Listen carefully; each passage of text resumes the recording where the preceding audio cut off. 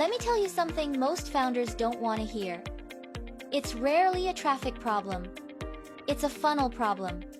I meet business owners who obsess over follower counts and posting schedules, yet their pipeline is full of cold clicks that never convert. That's a leaky funnel.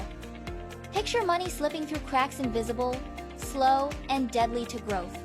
You don't need 10,000 followers. You don't need to post 3 times a day. You don't need the fanciest website. What you need is a funnel built to do 3 things.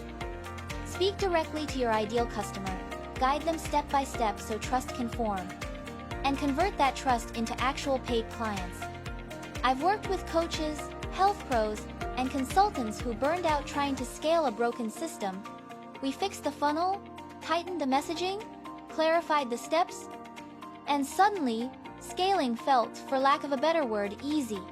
If you want to stop throwing money at the problem, start by auditing the funnel. Here's a free question. Is your business suffering from a traffic problem or a funnel problem? Type traffic or funnel below, and I'll give one specific tip you can use right now.